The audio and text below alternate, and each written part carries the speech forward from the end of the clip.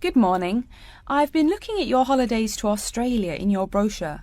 I'm thinking of going during the second half of next month. Good morning.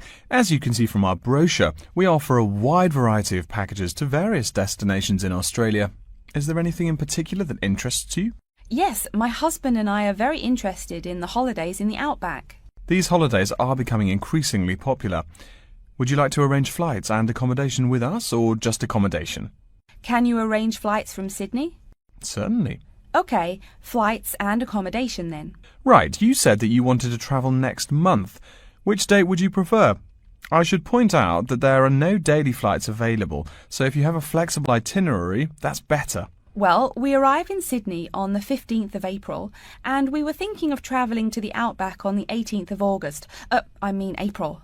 OK, there's only one flight from Sydney to Alice Springs on the 18th, so I'll book you on that. It leaves at 10 in the morning, which is quite convenient.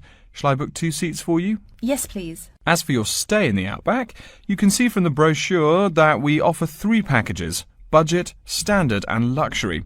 The budget package is about $500 Australian dollars, the standard package is about $700 and the luxury one is approximately $1,000, though it does depend on exactly what you would like regarding extras.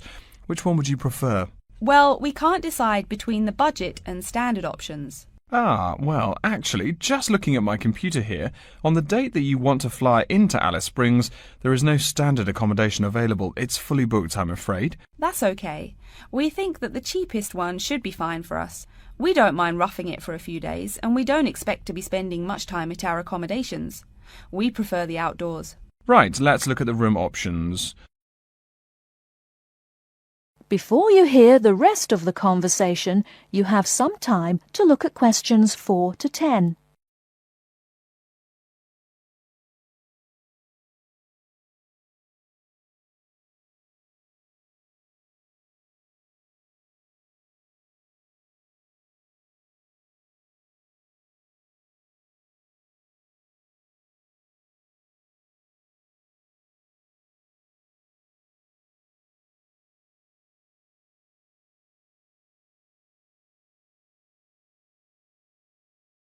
Now listen and answer questions 4 to 10. First of all, would you prefer a non-smoking room? Yes, neither of us smokes. OK. Oh, before I forget, could you book everything in my husband's name, please? Yes, of course. Are you paying by credit card? Yes. In that case, I'll need your husband's name exactly as it appears on the card. Of course, it's John A. Smythe. That's Smythe with a Y. John, middle initial A, surname Smythe, S-M-Y-T-H. Is that correct? Correct. Thank you. I'll just check the price.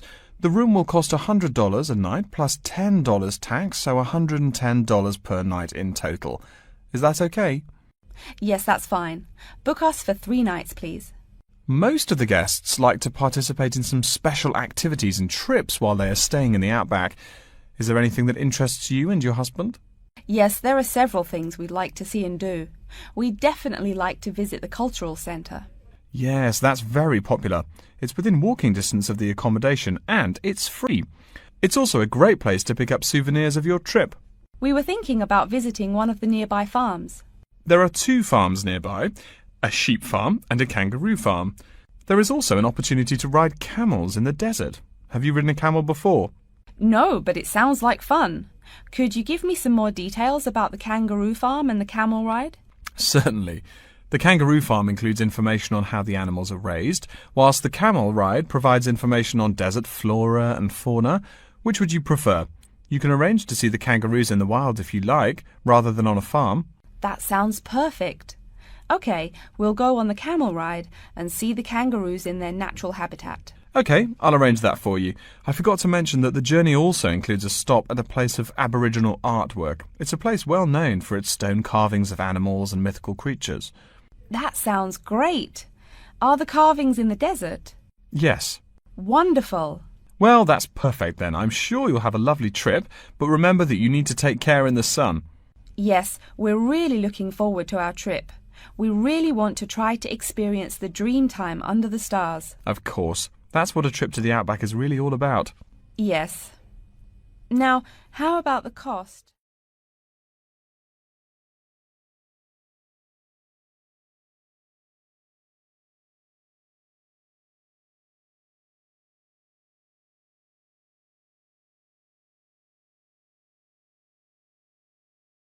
That is the end of part 1. You now have 1 minute to check your answers to part 1.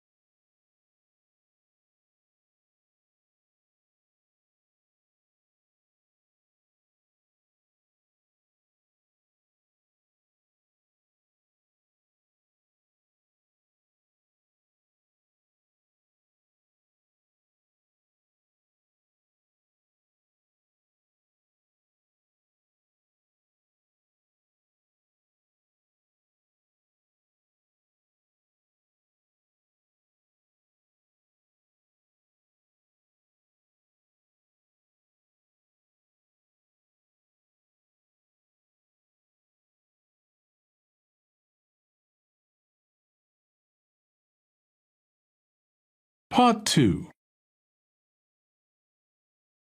You'll hear an announcement which is looking for some volunteers. First, you have some time to look at questions 11 to 15.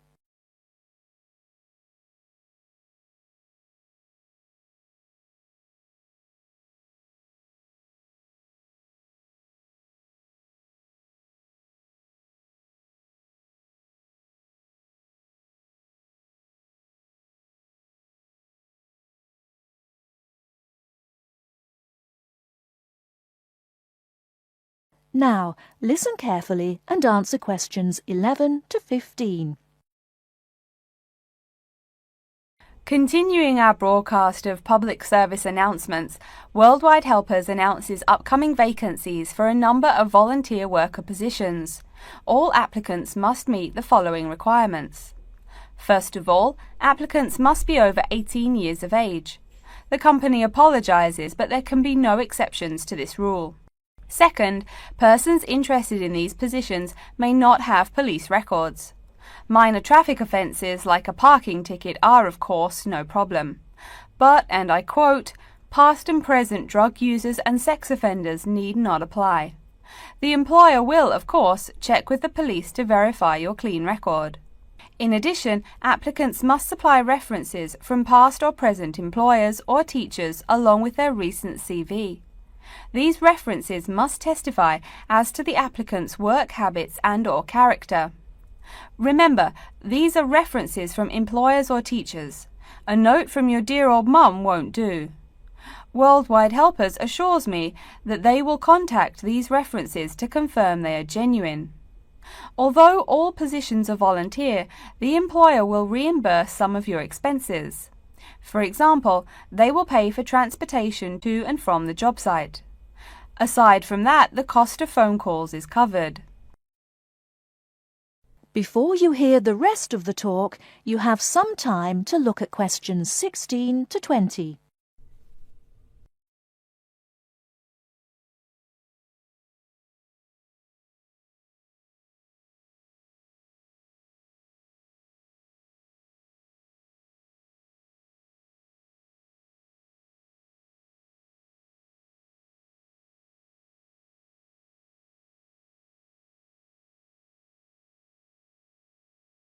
Now listen and answer questions 16 to 20.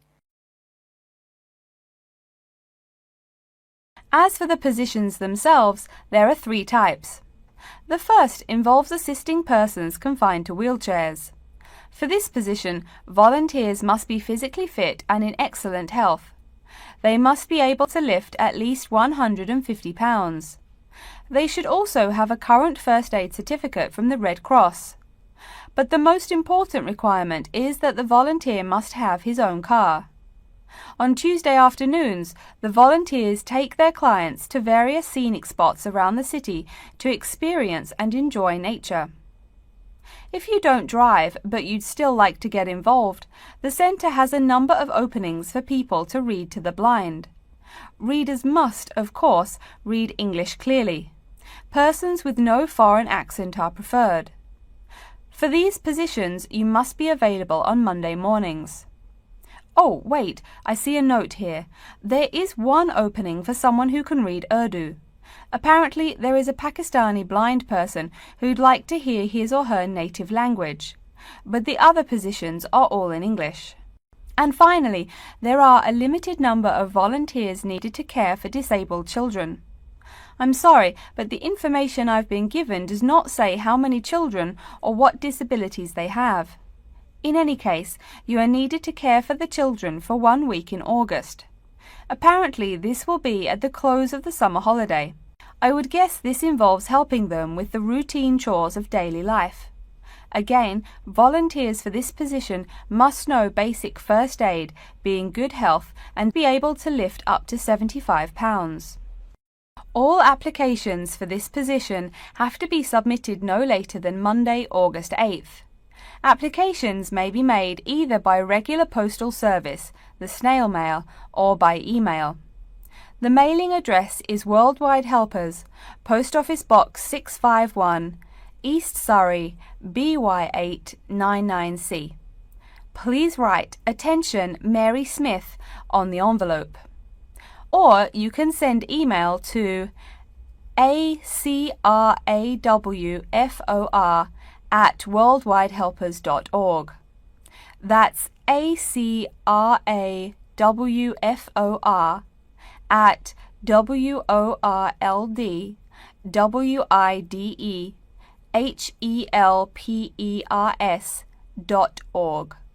So get out there and do something good. Okay, our next announcement is looking for someone to facilitate tiger breeding at the London Zoo. And get this, it's a strictly volunteer position. That means you don't get paid. Oh my God. I'm sorry, ladies and gentlemen, but I just have to laugh.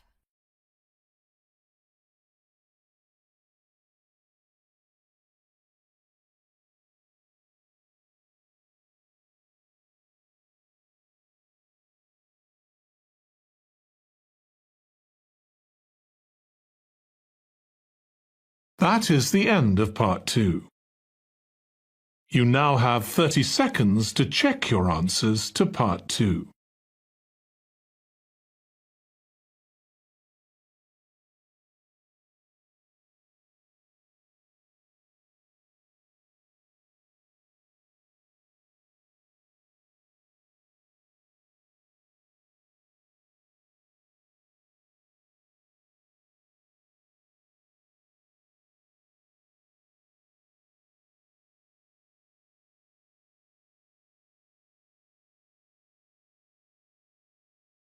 Part 3.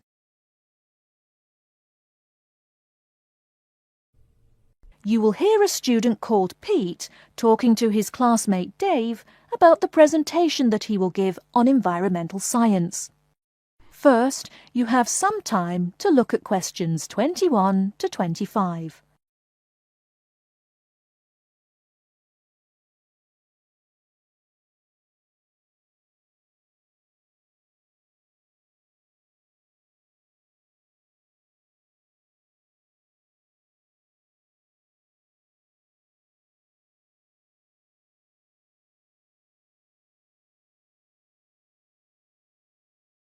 Now listen carefully and answer questions 21 to 25. Are you just leaving the library now? I saw you get there at 8 a.m. Yeah, I've been there all day. What for? They hire a cute new librarian or something? I wish. No, it's the presentation that I will give in environmental science the day after tomorrow. What's it about? I heard you were really excited about the class. And Dr. Schnee also calls you for the arcane questions, as he calls them. It's about environmental damage in the Yucatan. Excuse me, what? Or is that where? The Yucatan. It's a state in southeast Mexico. So what's happening there? Agriculture is having a really adverse impact on the environment. There are too many farmers doing too much farming. It's really destroying the forests and ruining the soil. Deforestation is a major problem there now. How did you learn about this? I don't recall Dr. Schnee saying anything about it in lecture. Yes, but my brother went there last month. You know, to look at the old cities like the Maya Indians built. That's what first got me interested. Your brother Tom? No, Dick, Harry's twin. Anyway, he told me how few trees there were now, and how much empty ground that grows almost nothing. He said the place looked more like the desert than jungle in some parts. It brought environmental damage, so I started looking for materials in the library. Here, look at this magazine. What's in it? It's an old issue of National Geographic. It includes interviews with tourists who have been there in the past few years. It's pretty bad. See the photos? I see the photos, but one or two photos don't prove anything. Then read what the article says. Right there. The first thing it points out is how soil samples show it's hard for anything to grow there.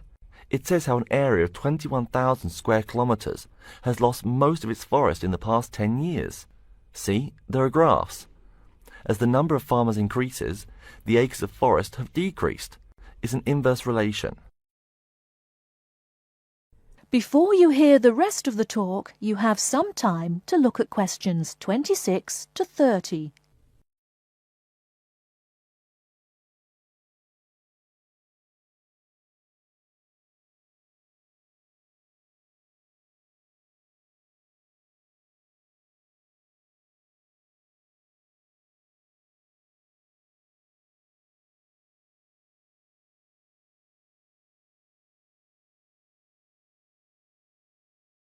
Now listen and answer questions 26 to 30. So, how big is that state? I'm sorry, but I've never really learned the metric system. It's bigger than the state of Massachusetts. That's shocking. Anything else? There's lots of else. Scientists say there's a growing area of about 10.5 square kilometers where nothing can grow at all. It's like the beginning of a desert. Oh, yes. What Dr. Schnee called desertification. But why can't anything grow there? I've never really studied soil chemistry. I'm just starting to look into that subject, but my sister Marie is a geologist, and she says the problem is that the soil has too much saline, with no plants helping to adjust the chemistry. Apparently, that's a common problem with soil types throughout the areas with rainforest. Once you lose the plant cover, it's difficult to bring it back. Reforestation is almost impossible, even if the land is not being used for other purposes. Wait a minute. What is saline? Saline is salt dissolved in water. Scientists who have gone there have taken measurements. They do this by gathering a sample of the soil and running a simple test that shows the ionization of the solution. The geology department in our own university has reviewed the soil at the site too. They're right. It looks pretty bad. The level of salinity is going up. But the plants that would solve that problem can't be planted in soil like that. There is a narrow spectrum of salinity in which the plants will grow. And once you pass the threshold, there is no way to put the problem right? Exactly. It's possible that no one can do anything to stop the trend now. And all because of human greed. Wait a second. How do you know these scientists can be trusted? What kind of reputation do they have? Are they reliable? Oh, they're definitely reliable. They include 4 members of the faculty from the geology department right here at MIT. Here, study these photographs and check the damage yourself. That's what Dr. Horst, who wrote the book here, did. He's newly appointed, but Dr. Schnee said that he's brilliant. So, where are you going now? I'm headed over to the geography department to borrow a map for my presentation. You know, this whole problem could have been avoided. The farmers there in the Yucatan. Pete. What? Go take a break. Leave some studying for the rest of us.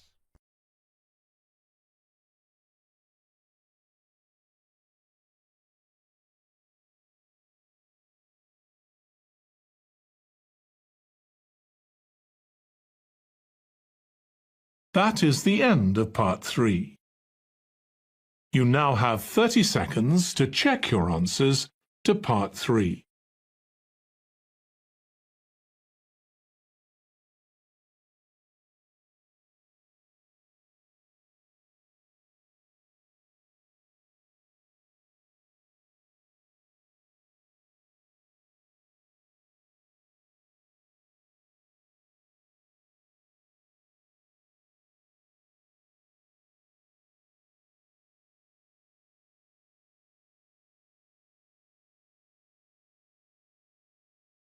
Part 4. You will hear a lecture's introduction to Insect Biology 101. First, you have some time to look at questions 31 to 40.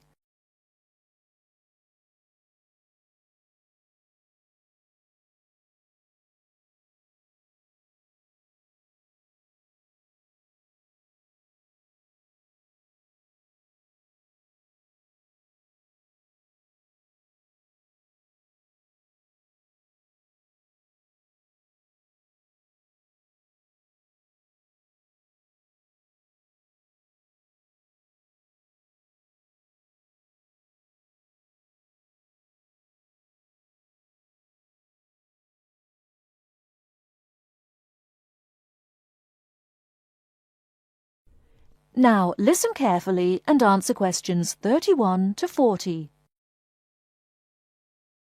Good afternoon and welcome to Insect Biology 101. I'd like to begin this course with a few remarks about good insects and bad ones. Bugs are all around us, and that's both a benefit and an annoyance, sometimes maybe even serious harm. First, let's talk about the good things that insects do for us. Probably the most important insect for humans, and maybe for all other life, is the bee. Bees help plants in the process of pollination, and thus are necessary to most flowers and fruit-producing trees. That is, they carry pollen from male flowers to female. If it weren't for bees, we'd have very few food plants and no fruit either. In fact, there would be no we. No less a thinker than Albert Einstein pointed out that, without bees, humanity would be dead within a year or less. We'd starve. It's that simple. That should maybe make us just a little humble. A little less dramatic is the fact that bees also make the honey we eat. Moreover, they produce beeswax, which is useful in candles and is also used as a first-rate furniture polish. Sure, these may not be vital to our lives, but they can serve as reminders of how important bees are. That's a point I keep coming back to in this course. Though, in all fairness, I should point out that butterflies aid in pollination as well as bees. Now, here in Michigan, what's the worst part of summer? Yup, that's right, mosquitoes. But I'm talking about helpful insects, right? So let's look at the dragonfly first. If there were no dragonflies, there would be even more mosquitoes. Dragonflies mainly eat mosquitoes and also a few other insects. Yes, that's right. They don't just fly around, and they also help to eliminate harmful insects. So the next time you see a dragonfly, don't you dare kill it. Now, let's talk a little about those harmful insects. Take the mosquitoes I just mentioned as an example. Not so many years ago, mosquitoes here in America weren't just annoying, some were even deadly. They carried malaria and yellow fever. My own ancestor, the Confederate General John Bell Hood, lived through the worst battles of Civil War, only to die at age 38 from yellow fever. A pest, not a bullet. Well, besides the mosquitoes, in summer there is also a kind of insect that never seems tired. Right, that is the fly. Before I go on talking, I must mention an African fly called the tsetse fly, which feeds on blood and can cause serious diseases in the people and animals that it bites. Besides, it is still a bearer of sleeping sickness, which affects around 300,000 people every year in Africa, and can be treated only with toxic drugs that are hard to administer. Worse still, the drugs sometimes don't work. Other insects, of course, destroy food crops. In China, for instance, locusts continue to be a danger to the harvest in some areas. Less important, but still annoying, moths eat people's clothes and dust mites slowly destroy carpets. Worse, but still in the home, termites or white ants eat wood, the wood of your house. If they are not stopped, they can eventually destroy the whole building. Usually they seriously damage a building before anyone even notices them. So, as we all know, insects can be a real trouble. So, what to do? You can go ahead and start killing harmful insects. In the early decades after the Communist Revolution in China, Chairman Mao encouraged the people to swat every fly they could see. Slogans on the walls of buildings called them little capitalists. But flies reproduce too quickly for this to be a long-term solution. For some decades in the West, to kill insects with chemicals seemed a good remedy. Unfortunately, chemicals can only be used in a limited area for a limited time. It's a small-scale solution. The insects come back. Worse still, some of the poisons used, like DDT, were found harmful to the environment. Many kinds of wildlife, like hawks, were harmed. And people in chemical-using rural areas have one of the highest rates of liver cancer in the world. It's no secret that chemicals remain harmful to humans. Like all species, insects adapt to their changing environments at an amazing rate. When a new chemical is introduced to their habitat, the insects that survive are generally the ones with some way of resisting the harmful effects. They then breed with the other survivors, and just like that, insects become resistant to most poison in a few generations. An insect generation, remember, is a couple of months at most. So again, we have to ask, what to do? Well, there are biological solutions. Some of these are pretty simple. One is destroying the insect's habitat. You take away their home or food.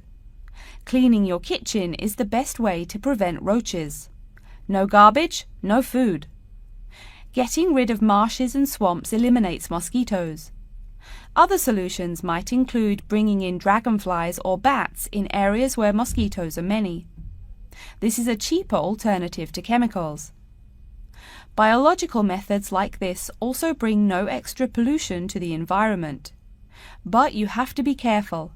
If you change the environment too much, you might be hurting other forms of life accidentally. One recent method of controlling insect populations involves interrupting their breeding cycle. What does that mean? It means birth control for bugs. Insects are provided with food that makes them unable to reproduce. Since they can't have babies, the population disappears, or nearly so. And since no young are born, resistance is not a problem, with no young insects developing increased resistance. Interrupt the life cycle, eliminate the bug. It's clear that we must have an understanding of the life cycle of the insect. At least, that's the plan. We'll go into more detail as the course goes along. Now, I will stop here to see whether you have any questions or not.